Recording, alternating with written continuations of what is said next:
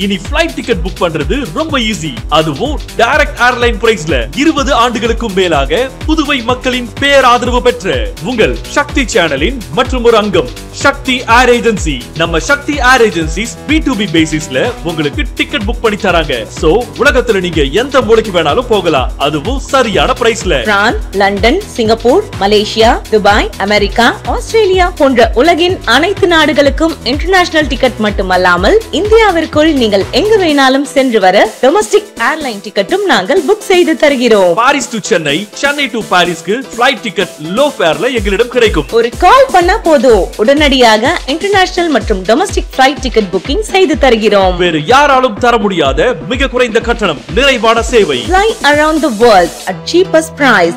Sakthi air agency, Sakthi channel, 4th Cross near anganwadi, Anna Nagar, Puducherry. Call or WhatsApp 9952433443 மற்றும் 7686827737. Phone 0413-450-6081.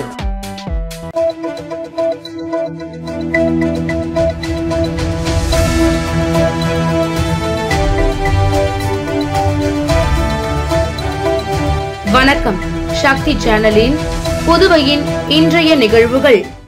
புதுச்சேரியில் அதிமுக மருத்துவர் அணி சார்பில் 1 மாத காலம் நடைபெற்ற இலவச கோடைக்கால வகுப்பு பயிற்சி முகாம் நிறைவு விழாவில் அதிமுக மாநில செயலாளர் அன்பழகன் கலந்து கொண்டு சான்றிதழ்களை வழங்கினார். புதுச்சேரியில் பள்ளிகளில் விடப்பட்ட கோடை விடுமுறையை மாணவர்கள் பயனுள்ளதாக மாற்றிக்கொள்ளும் வகையில் புதுச்சேரி அதிமுக மருத்துவர் அணி சார்பில் கோடைக்கால இலவச பயிற்சி வகுப்புகள் உப்பளத்தில் உள்ள அதிமுக மாநில தலைமை அலுவலகத்தில் கடந்த 1 மாதமாக நடைபெற்று வந்தது.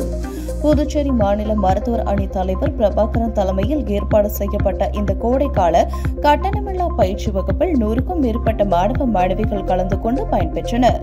1ஆம் வகுப்பு முதல் 6ஆம் வகுப்பு வரை பயிலும் மாணவ மாணவிகளுக்கு ஓவியம் மற்றும் கைவினை பயிற்சியும், 8ஆம் வகுப்பு முதல் கல்லூரி வரை பயிலும் மாணவ மாணவிகளுக்கு ஸ்போக்கன் இங்கிலீஷ் வகுப்புகளும் எடுக்கப்பட்டன. 1 மாத காலம் நடைபெற்ற பயிற்சி முகாம் நிறைவு விழா இன்று உப்பளத்தில் உள்ள அதிமுக தலைமை கழக அலுவலகத்தில் நடைபெற்றது. இதில் சிறப்பு விருந்தினராக மாநில அதிமுக செயலாளர் அன்பழகன் அவர்கள் கலந்து கொண்டு மாணவ மாணவிகளுக்கு பயிற்சி வகுப்பிற்கான சான்றிதழ் மற்றும் பதக்கங்களை வழங்கி வாழ்த்தினார். இந்நிகழ்ச்சியில் அதிமுக பொதுக்குழு உறுப்பினர் கல்பனா, மாநில மாணவர் அணி தலைவர் சர்வேஸ்வரன், உப்பளம் தொகுதியைச் சேர்ந்த அருண் ரஜினி, பிரவீன், அப்துல், அகஸ்டியன், விமல் ஆசிரியர்கள் மற்றும் மாணவர்கள் பெற்றோர்கள் கலந்து கொண்டனர்.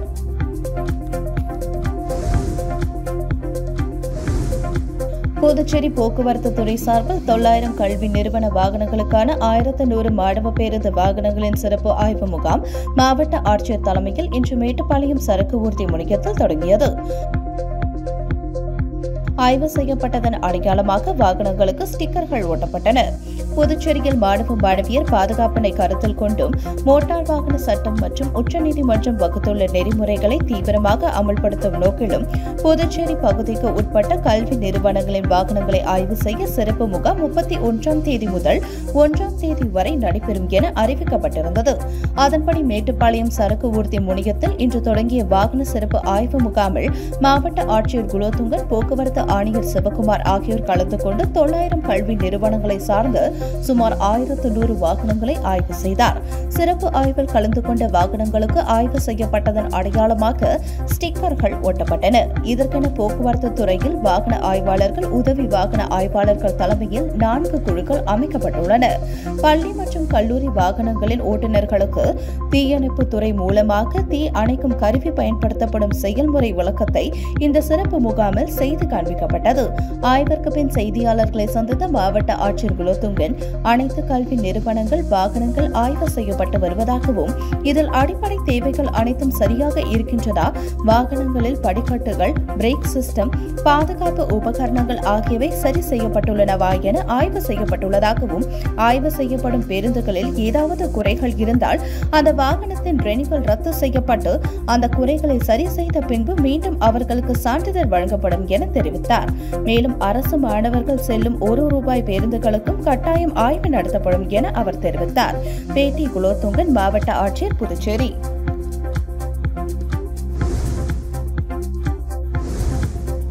விவசாய பட்டதாரிகள் மற்றும் விவசாய சான்றிதழ் பயிற்சி முடித்தவர்களுக்கு மானியத்துடன் வேளாண் சுயதொழில் தொடங்க விண்ணப்பங்கள் வழங்கப்படுகின்றன. வேளாண் மற்றும் விவசாயிகள் நலத்துறை கூடுதல் இயக்குநர் வெளியிட்டுள்ள செய்திக்குறிப்பில் தட்டாஞ்சாவடியில் இயங்கும் கூடுதல் வேளாண் இயக்குநர் பயிற்சி வழி தொடர்பு திட்டம் அலுவலகம் உள்ளது. இதன் மூலமாக வேலையில்லா விவசாய பட்டதாரிகள் மற்றும் விவசாய சான்றிதழ் பயிற்சி முடித்தவர்கள் வேளாண் சுயதொழில் மற்றும் வேளாண் தொழில்நுட்ப ஆலோசனை நிலையம் துவங்குவதை ஊக்குவிக்கிறது. அந்த வகையில் பொது பிரிவினருக்கு 65% மானியம், அட்டவணை பிரிவினருக்கு 100% மானியம் வீதம், பட்டதாரிகளுக்கு 3 லட்சம் ரூபாய் மிகாமலும், விவசாய சான்றிதழ் பயிற்சி முடித்தவர்களுக்கு 75,000 ரூபாய் மிகாமலும் வழங்கும் திட்டம் செயல்படுத்தப்படுகிறது. இத்திட்டத்தில் சேர ஆர்வமுள்ள தகுதியானவர்கள் விண்ணப்பங்களை அந்தந்த பகுதியில் உள்ள உழவர் உதவியக வேளாண் அலுவலரிடம் பெற்றுக் கொள்ளலாம் என குறிப்பிடப்பட்டுள்ளது.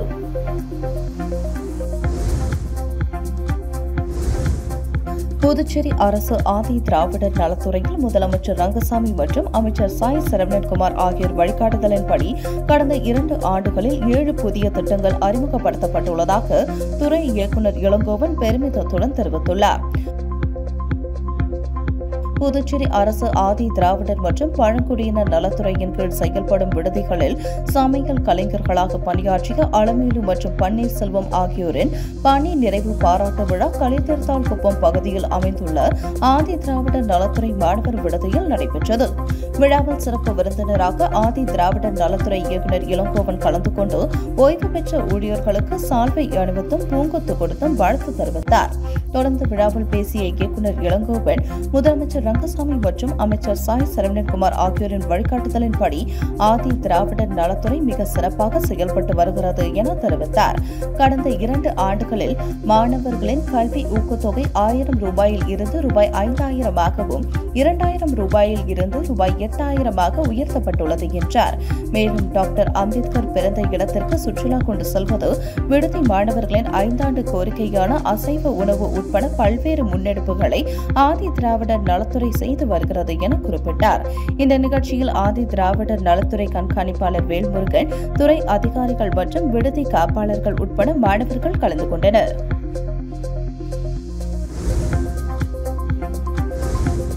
புதுச்சேரியில் இணைய வழி மூலம் 3 பேரிடம் பண மோசடியில் ஈடுபட்ட கும்பலை சைபர் கிரைம் போலீசார் தேடி வருகின்றனர்.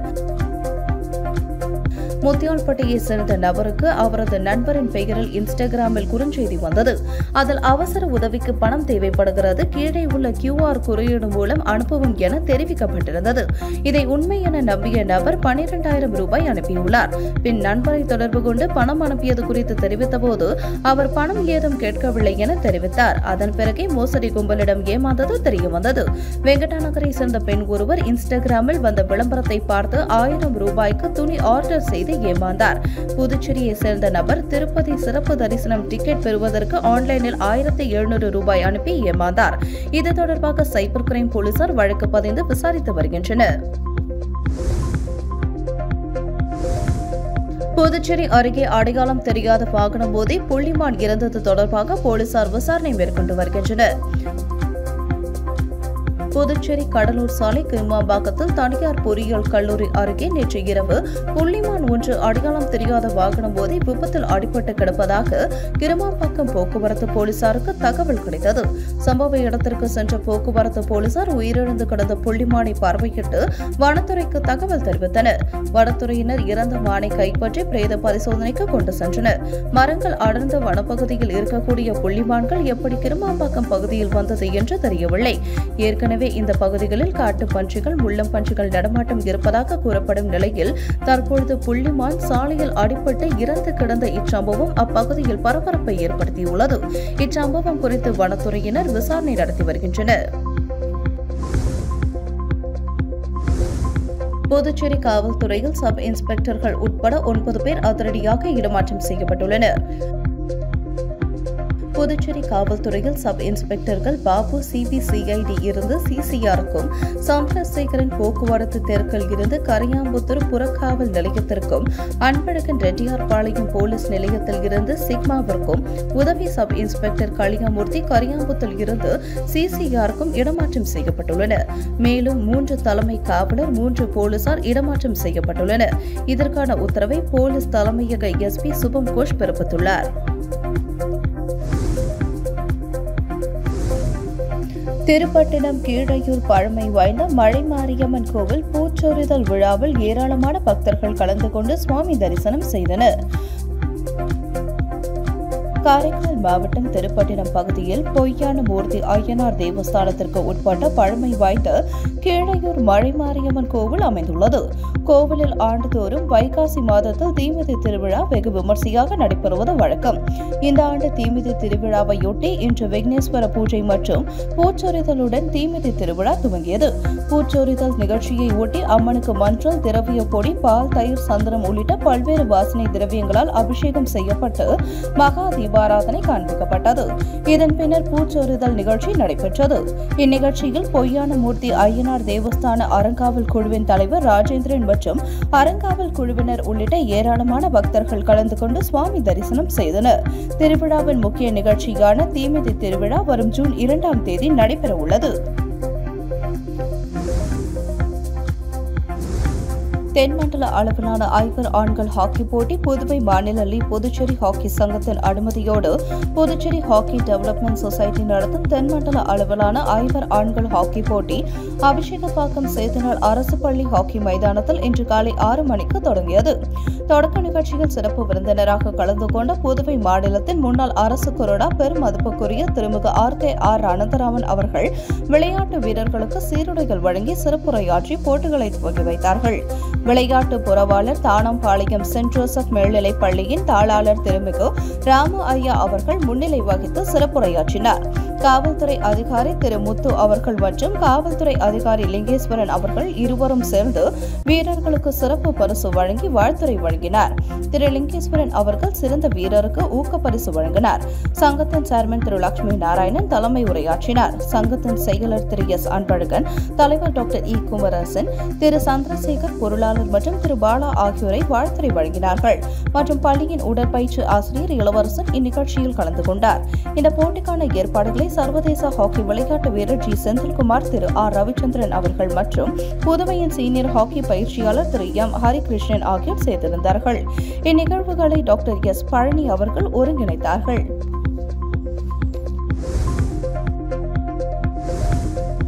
மதகடிப்பட்டு மேம்பாலம் 4 முனை சந்திப்பில் சிசிடிவி கேமராவை Angalan MLA police SP Vamsitha Reddy ஆகியோர் இயக்கி வைத்தனர்.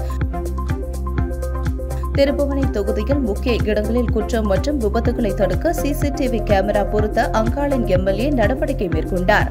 அதன்படி முதல் கட்டமாக திருப்புவனை தொகுதி கொத்தப்புரி நத்தம் 3 முனை சந்திப்பில் புதிதாக அமைக்கப்பட்ட சிசிடிவி கேமராவை எம்எல்ஏ மற்றும் எஸ்பி ஆகியோர் கடந்த 24ஆம் தேதி இயக்கி வைத்தனர். 2ஆம் கட்டமாக மதகடிப்பட்டு மேம்பாலம் 4 முனை சந்திப்பில் அமைக்கப்பட்ட சிசிடிவி கண்காணிப்பு கேமரா திறப்பு விழா நேற்று நடந்தது.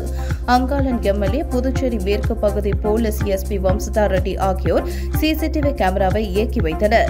இந்த நிகழ்ச்சியில் Nettapakkam inspector Keerthivarman, Thirubuvanai sub inspector Kathiresan உள்பட பலர் கலந்து கொண்டனர்.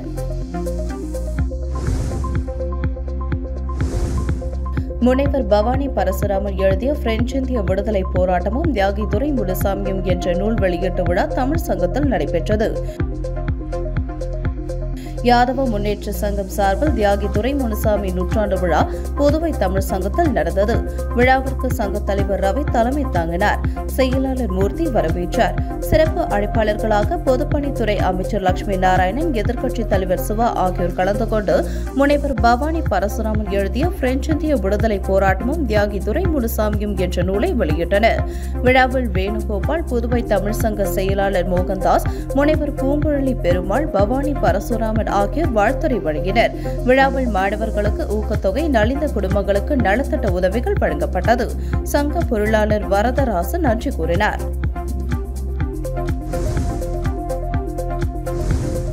புதுச்சேரியில் மதுக்கடைகளுக்கான லைசன்ஸ் கட்டணம் 10 ஆண்டுகளுக்கு பிறகு உயர்த்தப்பட்டுள்ளது. புதுச்சேரியில் மதுபானங்களின் விலை உயர்த்தப்பட்டுள்ள நிலையில் மதுக்கடை உரிமத்திற்கான கட்டணமும் உயர்த்தப்பட்டுள்ளது. மொத்த கொள்முதல் கடைகளுக்கான உரிமத்திற்கு ஆண்டு கட்டணம் ரூபாய் 15 லட்சத்தில் இருந்து ரூபாய் 30 லட்சமாகவும், சில்லறை கடைகளுக்கான ஆண்டு கட்டணம் ரூபாய் 7 லட்சத்தில் இருந்து ரூபாய் 14 லட்சமாகவும் உயர்த்தப்பட்டுள்ளது. சுற்றுலா பிரிவின் கீழ் உணவகங்களில் செயல்படும் மதுக்கடைகளுக்கான ஆண்டு கட்டணம் ரூபாய் 6 லட்சத்தில் இருந்து ரூபாய் 7 லட்சமாக உயர்த்தப்பட்டுள்ளது. மதுபானங்கள் ஏற்றுமதி இறக்குமதிக்கான கலால் வரியையும் அரசு உயர்த்தியுள்ளது. ஆண்டுக்கு ஒருமுறை புதுப்பிக்கும் இந்த உரிமத் தொகையை 10 ஆண்டுகளுக்கு பிறகு புதுச்சேரி அரசு இப்போது உயர்த்தியுள்ளது. புதுச்சேரி இணைய வழி காவல் நிலையத்தில் நடந்த மக்கள் மன்றத்தில் காவல் கண்காணிப்பாளர் திரு டாக்டர் எஸ் பாஸ்கரன் PPS தலைமை வகித்தார் மற்றும் காவல் ஆய்வாளர்கள் திரு தியாகராஜன் கீர்த்தி மற்றும் இதர காவலர்கள் கலந்து கொண்டனர். 30க்கும் மேற்பட்ட பொதுமக்கள் கலந்து கொண்டு தங்களுடைய புகார் மற்றும் குறைகளை தெரிவித்தனர். இந்த நிகழ்ச்சியில் சில புகார்தாரர்கள் அவர்கள் இணைய வழி மோசடிக்காரர்கள் மூலம் இழந்த பணத்தை விரைவில் கண்டுபிடித்து தருமாறு கோரிக்கை வைத்தனர். அதற்கு காவல் கண்காணிப்பாளர் அவர்கள் இணைய வழி குற்றப்பிரிவு காவல் நிலைய ஆய்வாளர்களிடம் மேற்கூறிய புகார் மீது உடனடியாக நடவடிக்கை எடுக்குமாறு கட்டளையிட்டார். மேலும் பொதுமக்கள் தவறவிட்ட 25 செல்போன்கள் கண்டுபிடித்து உரியவர்களிடம் ஒப்படைக்கப்பட்டது. அதன் மதிப்பு 3,50,000 ஆகும். மேலும் சமீபத்தில் நடைபெறும் இணைய வழி குற்றங்களான போலியான உடனடி கடன் செயலி மூலம் நீங்கள் கடன் பெற்றால் உங்களின் புகைப்படத்தை ஆபாசமாக சித்தரித்து உங்கள் நண்பர்களுக்கு அனுப்பி உங்களை மிரட்டி அதிக பணத்தை திரும்ப செலுத்துமாறு கூறுவார்கள். ஆகையால் உடனடி கடன் செயலி மூலம் கடன் பெற வேண்டாம். சமூக வலைதளமான வாட்ஸ்அப், டெலிகிராம் குழுக்களில் தெரியாத சில நபர்கள் கூறும் ஆன்லைன் ட்ரேடிங் சம்பந்தமான அறிவுரைகளை முற்றிலும் நம்ப வேண்டாம். அவர்கள் அனைவரும் இணைய வழி மோசடிக்காரர்கள். மும்பை போலீஸ், CBI, TRAI இருந்து பேசுவதாக கூறி தங்களுக்கு அழைப்புகள் வரலாம். இதை இணைய வழி மோசடிக்காரர்கள் உங்களை பயமுறுத்தி பணத்தை பறிக்கும் முயற்சி. ஆகையால் இதுபோன்ற அழைப்புகள் வந்தால் உடனடியாக அந்த அழைப்பை துண்டிக்கவும். ஆன்லைன் ஷாப்பிங் செய்வதற்கு Flipkart, Amazon, Meesho போன்ற அங்கீகரிக்கப்பட்டுள்ள இணையதளம் மூலம் பொருட்களை வாங்க வேண்டும். விலை குறைவாக கிடைக்கின்றது என்று Facebook, Instagram, YouTube போன்ற இணையதளங்களில் வரும் விளம்பரங்களை நம்ப வேண்டாம் என்று மக்கள் மன்றத்தில் கலந்து கொண்ட அனைவருக்கும் காவல் கண்காணிப்பாளர் இணைய வழியில் ஏமாறாமல் இருப்பதற்கு சம்பந்தமான விழிப்புணர்வு மற்றும் அறிவுரையை கூறினார்.